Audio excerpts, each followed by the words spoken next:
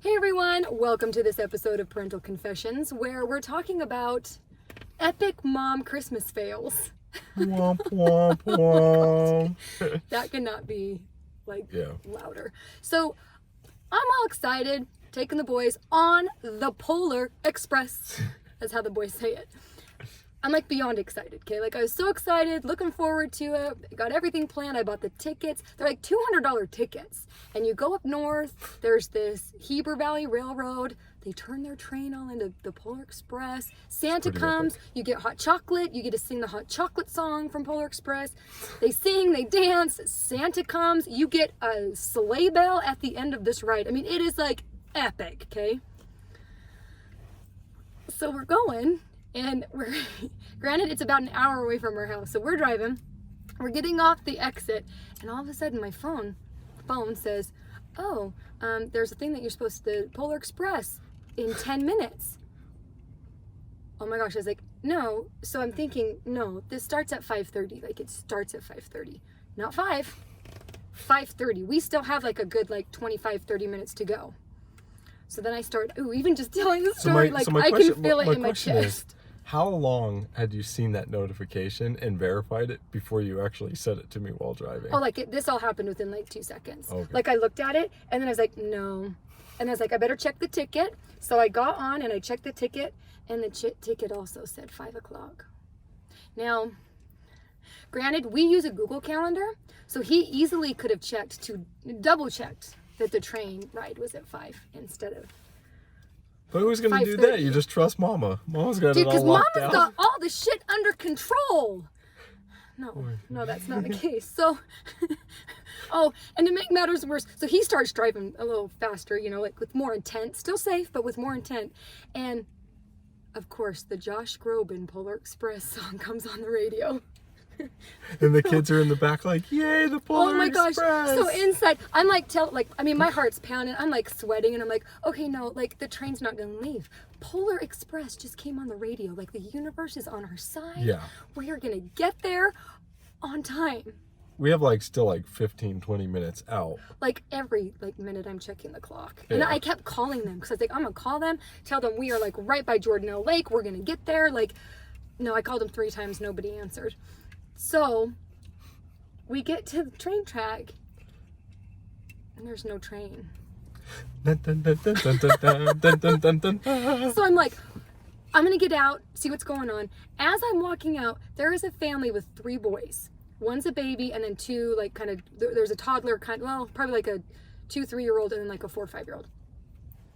Bawling. The 4 or 5-year-old, I mean, he's bawling, just tears. The dad's rubbing his back, and so I'm walking up and I'm oh, did you guys miss the train? And the mom's yeah, it was at 5:30 or at 5. I said, I know.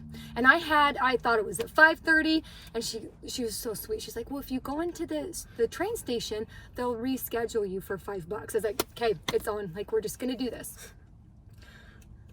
So I make my way to the station counter.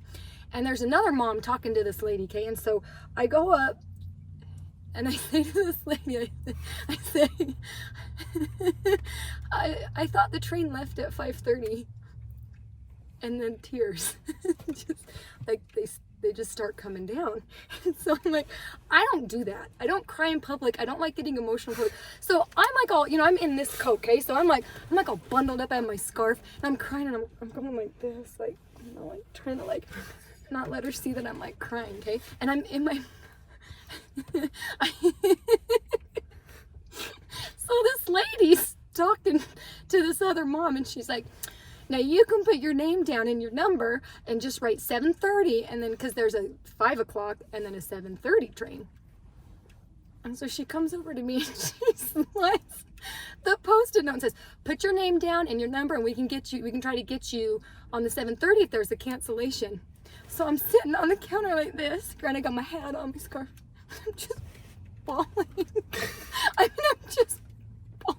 So the really nice lady that's helping me at the counter, she's trying not to give me attention in the beginning. So she's typing and stuff and pretending she's trying to help me. Granted, a tissue would have helped. But so I'm staring at the Post-it note. I can't move now. I had not said anything other than we missed the train. So they're thinking she's in dire need of some real help here. Because I was.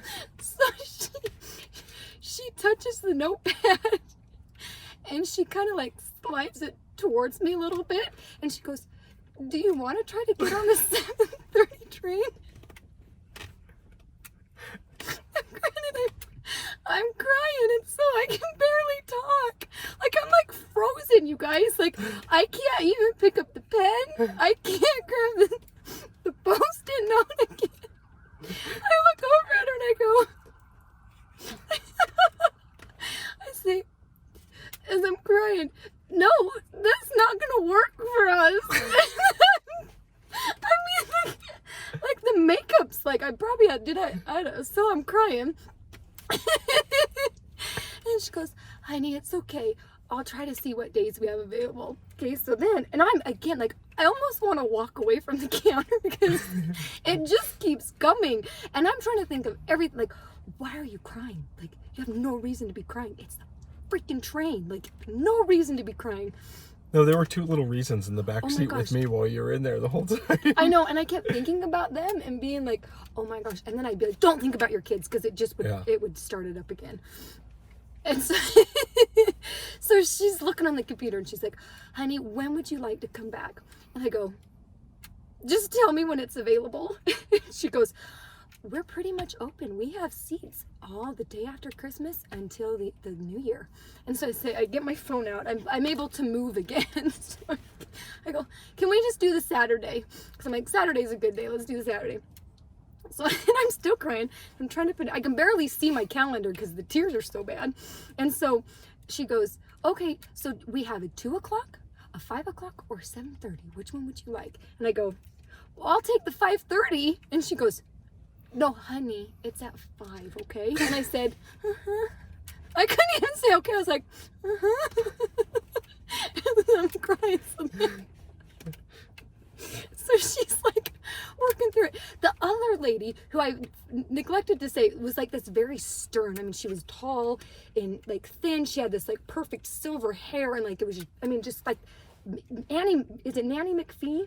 Just like a stern woman. So I was kind of like, just stay away because I can't handle this. But she comes up and she goes, I looked at her, I go, I am so sorry. I don't know why I'm crying. And she goes, honey, I know why you're crying. You are disappointed that you missed the Polar Express. And I went, so I'm crying. So then we get it all wrapped up and she goes, okay, I've transferred things over for you. You are set for Saturday after Christmas at 5 o'clock. And I said, okay, I'll probably be here at 3. And then the other lady said, she's like, honey, it's okay. Now you have something to look forward to. It's gonna be fine. I was like, in my mind, I'm like, yeah, I know it's gonna be fine. I don't know what is happening here. So then, then the lady's trying to, because I'm still crying, you guys, like it's still coming out like, I mean, a lot. And so then she's like, do you need plans for the night? Because I can get you, we can see if there are tickets to the show. And I was like, oh gosh, the show, okay. So I was like, yeah, like I couldn't talk very well. So I was like, whatever. So she's looking up tickets to this theater that's in Heber. All of a sudden I see my husband coming. I was like, oh shit. So I'm like trying to like, pat, okay. And he's got the boys and I come in, I'm like, I'm still kind of like, my eyes are still watering up. Guys, we're not going to get on the train today because we missed it, but we're going to come after Christmas. And then I stand up and wipe. Okay, are y'all good? Like, whatever. Jackson, our 3-year-old's like, okay, sounds like a plan. Liam thought it was Thomas's fault that we missed the train. Well, because walking up, I could see Katie wasn't doing so well on the way in. So I'm like, all right, boys. But they had to go to the bathroom. So I'm like, all right, boys, let's try to get past mommy.